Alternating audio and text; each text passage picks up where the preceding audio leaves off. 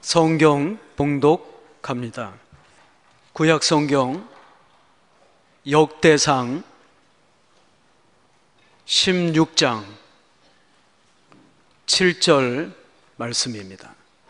7절 말씀부터 10절까지의 말씀입니다.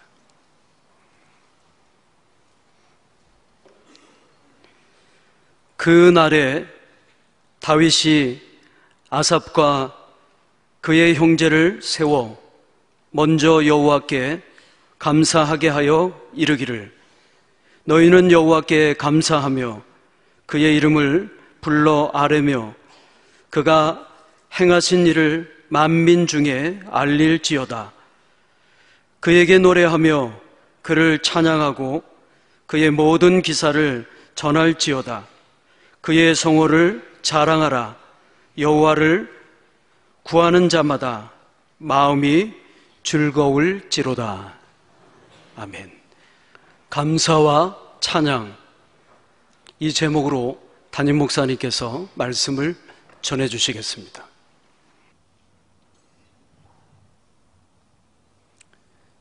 이 차 세계대전 중인 1943년 뉴기니 바다에 미군 수송기가 격추되었습니다.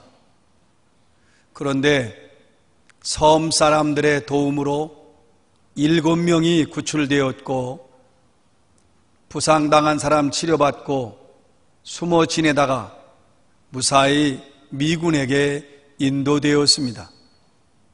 그로부터 25년이 지난 1970년 남태평양의 구석에 떨어진 아주 작은 섬 카카오에 미국인 부부가 찾아왔습니다.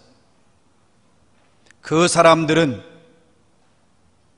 격추되었던 수송기의 비행사였던 하겐샤이머와 그의 부인이었습니다. 그들은 14개월 동안 그 섬에 머물면서 25년 동안 저축하고 모은 돈으로 카카오 섬에 학교를 세워주고 돌아갔습니다.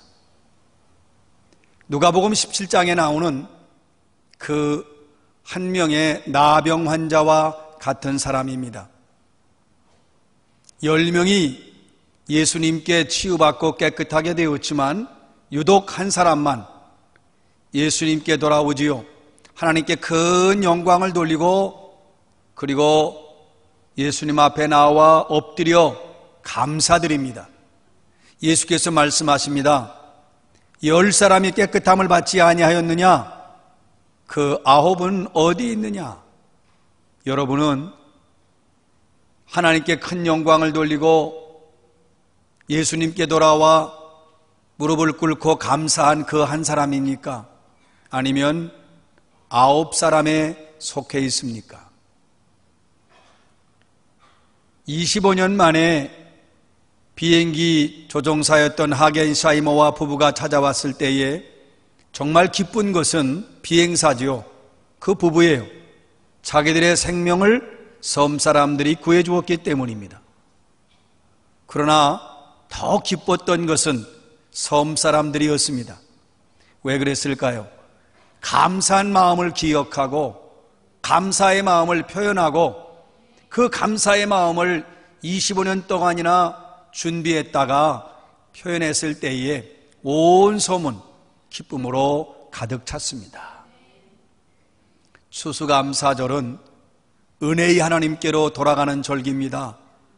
1년 동안 하나님께서 베푸시고 함께 하시고 사랑하셔서 풍성한 열매를 맺게 하심을 감사 감격해서 감사의 제물을 하나님께 드리며 하나님께 영광 돌리는, 하나님을 위하여 감사의 제단을 쌓는 절기가 바로 추수감사절입니다. 다윗이 마음속에 가장 소망하는 일이 있었는데 하나님의 법궤를 예루살렘으로 옮기는 것이었습니다. 예루살렘으로 하나님의 법궤를 옮긴 뒤에 무사히 안치하고 너무나 감격스럽고 기뻐서 모든 백성들과 함께 환희와 기쁨에 차서 감사의 제사를 드렸습니다. 바로 그 감사의 제사를 드리는 그날, 오늘의 말씀 역대상 16장 7절입니다. 그날에 다윗이 아삽과 그의 형제를 세워 먼저 여호와께 감사하게 하여 이르기를. 다윗이 하나님을 찬양하고 하나님께 감사하는 일에 전념하도록 아삽과 그의 형제를 세웠어요. 찬양대를 조직한 겁니다. 그래서 그 아삽과 형제를 세워서 하나님을 섬기면서 가장 주된 업무가 뭐냐면 감사하고 찬양하는 거예요. 그들은 악기로, 그들은 노래로 하나님께 감사와 찬양을 드리는 사명을 감당합니다. 여러분, 다윗은 왕입니다. 국사에 여념이 없습니다. 정신없죠. 그러나 다윗은 누구보다도 감사와 찬양하는 일을 솔선수범한 인물이었습니다. 오늘 말씀에 보면 먼저 여호와께 감사드리게 하게 하여 이르기를. 그러면 여기 먼저라는 단어가 있어요. 법궤를 예루살렘으로 옮기고 부사에 안치한 뒤에 뭘 먼저 해야 될까요? 그 감격과 그 기쁨, 맨 먼저 감격과 기쁨을 감사와 찬양으로 하나님께 감사드리고 하나님을 찬양함으로 하나님께 영광을 돌렸습니다. 우리가 다윗의 일생을 살펴보면 다윗은 정말 감사할 줄 아는 인물이었습니다. 뿐만 아니라 시편에 많이 나타나 있는데 다윗은 찬양의 사람이었습니다. 오늘의 말씀 역대상 6장 8절입니다. 너희는 여호와께 감사하며 그의 이름을 불러 아뢰며 그가 행하신 일을 만민 중에 알릴지어다. 너희는 여호와께 감사하며, 하나님은 감사를 기뻐하십니다. 우리가 하나님께서 베푸신 은혜를 생각하면서 예물을 드린다고 할 때에 우리가 드릴 수 있는 최고의 예물은 바로 감사인 것을 명심하시기 바랍니다. 하나님의 사랑을 잊지 않고 감사해야 합니다. 하나님의 은혜를 기억하고 감사해야 돼요. 그래서 감사는 인생의 주제가 되는 것입니다. 여러분 인생의 주제는 뭡니까? 내 인생의 주제는 감사다, 이렇게 고백할 수 있어야 합니다. 감사는 인생의 노래가 되어야 해요. 사람들이 노래를 좋아해서 노래를 많이 하죠. 그러나 우리가 부르는 노래는 과연 하나님이 기뻐하시는 노래일까? 하나님이 가장 기뻐하시는 노래는 감사의 노래입니다. 그러니까 사실 감사는 우리 인생의 노래가 되어야 합니다. 시편 136편 말씀에 보면 그 시편 한 편 안에 26번이나 감사하라, 감사하라, 여호와께 감사하라, 그렇게 강조하고 있습니다. 그러니까 매 순간 감사하라는 거죠. 매일 감사하고, 매 시간 감사하고, 매분 감사하고, 매 초마다 감사하라는 말씀입니다. 감사로 하루를 시작해서 온종일 감사하며 살다가 감사로 하루의 문을 닫으라는 말씀입니다. 명심하십시오. 감사를 잊는 것은 하나님을 잊는 것과 같습니다. 우리가 하나님을 한순간도 잊어서는 안 되는 것처럼 감사를 한순간도 잊어서는 안 됩니다. 그래서 매일, 매 시간, 날마다 감사해야 하고, 또 오늘 말씀에 보면 그의 이름을 부르며 그가 행하신 일을 만민에게 알릴지어다. 그의 이름을 부르고, 여러분, 감사의 내용, 감사의 고백이 있으면 그것을 사람들에게 알리라는 겁니다. 간증하라는 겁니다. 선포하라는 것입니다. 일본의 유명하신 학자인 우찌무라 간조가 하나님께서 자기에게 몸을 주신 것을 감사해서 자기 몸을 복음의 도구로 드리겠다 결심을 하고 이런 고백을 했어요. 나에게 입이 있음을 감사한다. 나는 이것으로 하나님의 복음을 전할 것이다. 나에게 손이 있음을 감사한다. 이것으로 하나님의 복음을 전할 것이다. 나에게 발이 있음을 감사한다. 이것으로 하나님의 복음을 전할 것이다. 나는 복음을 위해 지음받았다. 나는 전파를 위한 도구가 될 것이다.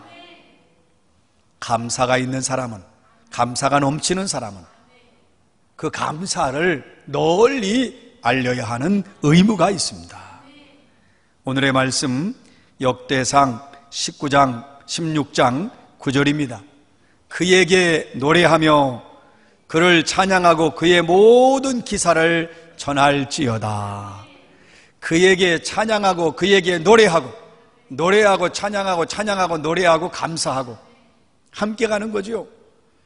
사도행전 16장에 보면 바울과 실라가 빌립보에서 복음을 전하다가 귀신 들려 점을 쳐주는 불쌍한 여종을 봅니다. 나사렛 예수 그리스도의 이름으로 그 귀신을 쫓아내고 그 귀신 들렸던 여종을 건강하게 만들었어요. 그랬더니 그 여종을 이용해서 돈벌이를 하던 주인이 화가 난 겁니다. 돈벌이가 끊어졌잖아요. 그래서 바울과 실라를 성을 혼란케 하고 그리고 무질서의 아주 주인공들이다 고발을 해서 모함을 해서 결국 바울과 실라가 체포됩니다. 그리고 모진 매를 맞아요. 뿐만 아니라 쇠사슬에 매여서 깊은 옥에 갇힙니다. 참으로 고난의 날입니다. 억울하잖아요. 여러분, 귀신 들렸던 사람을 치료해 주었으면 동네 사람이 기뻐하고 칭찬해야 되는데 모함을 해가지고 매를 맞게 하고 감옥에 집어넣었으니 얼마나 억울해.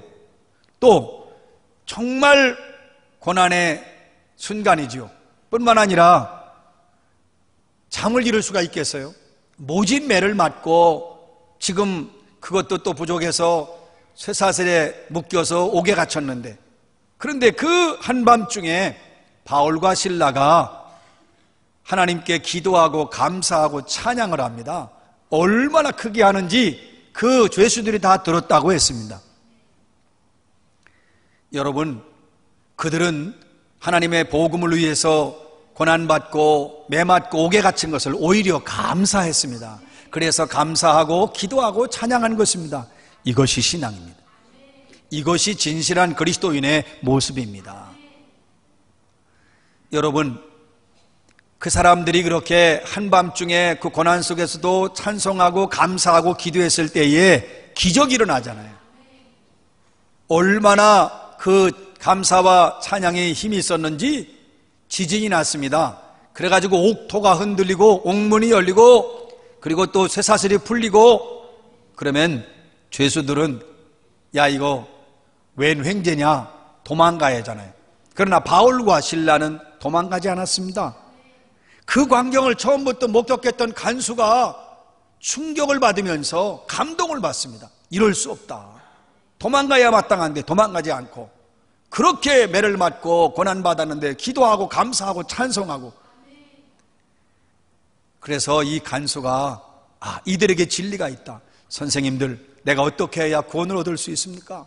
그때 복음을 전합니다. 주 예수를 믿으라. 그리하면 너와 네 집이 구원을 얻으리라. 그 자리에서 간수가 예수를 영접하지요. 그리고 바울과 실라를 자기 집에 데려다가 맞은 자리 다 씻겨주고 발라주고 치료해주고, 뿐만 아니라 온 가족이 세례받습니다. 그리고 또 음식을 대접을 하지요. 성경은 기록합니다. 저와 온 집이 하나님을 믿었으므로 크게 기뻐하니라. 감사와 찬양은 기적을 일으킵니다. 놀라운 일이 났죠. 간수를 구원할 뿐만 아니라 그의 가족을 구원하고 하나님께 큰 영광을 돌렸습니다. 이것이 감사의 결과입니다. 이것이 찬양의 열매인 것입니다. 여러분, 우리가 호흡이 있는 한 하나님을 찬양해야 합니다. 찬양이 인생의 주제가 되어야 합니다. 찬양이 인생의 노래가 되어야 합니다. 감사가 인생의 주제요, 감사가 인생의 노래가 되어야 하는 것처럼 찬양과 감사는 함께 갑니다. 감사한 사람은 찬양하게 되어 있습니다. 그러므로 찬양이 여러분의 인생의 주제가 되시기 바랍니다. 감사가 여러분 인생의 주제가 되시기 바랍니다. 찬양으로 하루를 열고 온종일 찬양하고 찬양으로 하루를 문을 닫는 것입니다. 내가 호흡이 있는 이유, 내가 지금 숨을 쉬고 있는 이유는 하나님께 영광을 돌리며 하나님을 찬양하라고 하는 하나님의 거룩한 뜻이 담겨져 있다는 것을 가슴 깊이 새기시기 바랍니다.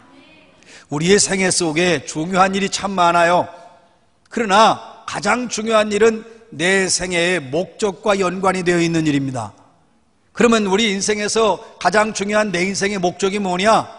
하나님을 찬양하고 영원토록 하나님을 기뻐하고 그리고 하나님께 영광을 돌리는 것입니다. 1808년 하이든이 죽기 꼭 1년 전에 그의 작품 오라토리오 천지창조가 비엔나에서 연주됩니다. 나이 늙고 노쇠한 기운이 다 빠져버린 하이든이 휠체어에 타서 연주장에 도착했습니다. 그 연주는 여러분 아시는 것처럼 아주 감동적이고 또 하나님께 놀라운 영광을 돌리는 그런 곡입니다. 그래서 이제 감동이 넘치는 가운데 연주회가 끝나고 그 연주자들과 모든 그 청중들이 다 기립해서 하이든에게 박수를 보냈습니다. 아주 열광적으로 보냅니다. 그때 하이든이 당황을 하면서 외칩니다. 내가 아닙니다. 내가 아닙니다. 빛을 만드신 하나님께 영광을 돌리십시오. 너무 흥분해서 일어나려고 하다가 그만 앞으로 쓰러지죠. 사람들이 깜짝 놀라서 그를 부축하고 병원으로 이제 이송하는데 병원으로 가면서 계속 하이든이 외칩니다. 내가 아닙니다. 하나님께 영광을 돌리시오. 내가 아닙니다. 하나님께 영광을 돌리시오. 그렇습니다. 우리가 인생이 존재하는 이유는 하나님께 감사하고 하나님을 찬양하고 하나님께 영광을 돌리는 것입니다. 이사야 43장 21절입니다. 이 백성은 내가 나를 위하여 지었나니 나를 찬송하게 하려 함이라. 하나님이 우리를 지으신 목적을 분명하게 말씀했어요. 내가 나를 위해 지었다. 우린 하나님을 위한 존재들입니다. 나를 찬송하게 하려 함이니라. 하나님의 목적에 합당하게 찬양하는 삶을 사시기를 주의 이름으로 축원합니다. 이렇게 우리가 찬양을 하면 놀라운 힘이 있어요. 이 찬양을 하면 위로 올라가는 힘이 있습니다. 업고잉 파워라고 그래요. 위로 올라가는 힘이 있고요. 또 찬양을 하면 내 가슴에 파고드는 인고잉 파워가 있어요. 그 내 가슴에 파고드는 힘이 있습니다. 또 찬양을 하면 밖을 향해 나가는 아웃고잉 파워라고 그래서 밖을 향해 나가는 힘이 있습니다. 여러분, 찬양을 하면 할수록 하나님을 향하게 돼 있어요. 우리의 영혼과 우리의 마음과 우리가 하나님을 집중하게 돼 있습니다. 그러니까 찬양하면 찬양할수록 우리가 위로 올라가는 힘이 있습니다. 하나님을 향하는 믿음이 생기는 거죠. 하나님께 영광을 돌리고 싶은 마음이 더 생기는 거예요. 또 우리가 찬양을 하면 내 마음에 위로가 있고 평안이 있고 기쁨과 감격과 또 내 마음에 용기가 생기고요, 담대함이 생겨요. 그러니까 내 가슴을 파고드는 힘이죠. 찬양하면 또한 밖을 향하는 힘이 있습니다. 이 찬양은 함께 부르면 놀라운 역사가 일어나요. 오늘도 우리 찬양대가 합심해 찬양하잖아요. 합창하잖아요. 힘이 있어요. 밖을 향하는 힘이 있는 거예요. 우리가 합해서 같이 찬양할 때 힘이 일어납니다. 로마 시대 그리스도인들이 박해를 받고 순교당하지요. 장작더미 위에서 불에 타 죽어요. 예수 믿는다고 경기장에 끌려가서 굶주린 사자밥이 됩니다. 순교의 현장이에요. 그런데 기독교 역사가에 의하면 한결같이 처형당하는, 순교당하는 모든 그리스도인들은 누가 한 사람이 찬양을 시작하면 너무나도 찬송을 부릅니다. 그래서 찬송을 부르면서 당당하게 그들은 순교의 현장에서 죽어갑니다. 찬송의 힘이, 찬송하면 밖으로 향하는 힘이 있습니다. 사랑하는 여러분, 우리 모두가 하나님의 은혜를 기억하고 하나님의 은혜를 감사한다면 날마다 찬양하고 날마다 감사하시기 바랍니다. 하나님의 이름을 높이십시오. 하나님의 이름을 자랑하십시오. 하나님의 이름에 영광을 돌리십시오. 하나님께서 하신 놀라운 역사를 모든 사람에게 알리시기 바랍니다. 하나님의 사랑을 기억하고 감사하는 것, 기억하고 찬양하는 것, 이것이 우리의 본분, 이것이 우리의 사명, 하나님이 우리를 지으신 목적입니다. 하나님께서 창조주 우리 아버지가 되심을 감사하시기 바랍니다. 예수 그리스도께서 십자가 위에서 나를 위해 죽으신 은혜를 기억하고 찬양하시기 바랍니다. 예수 그리스도가 나의 구세주가 되심을 감사하고 예수 그리스도가 내 인생의 주인 되심을 찬양하시기 바랍니다. 하나님은 감사를 기뻐하십니다. 하나님은 우리의 찬양을 받으십니다. 그리고 영광을 거두십니다. 여러분, 감사와 찬양은 하나님이 받으신다면 감사하는 인생, 찬양하는 인생은 하나님이 기뻐 받으시는 인생이 되고 하나님께 영광 돌리는 인생이 되는 것입니다. 감사하는 인생이 되십시오. 찬양하는 인생이 되십시오. 그래서 여러분의 인생은 하나님께 영광 돌리는 인생이 되시기를 주의 이름으로 축원합니다.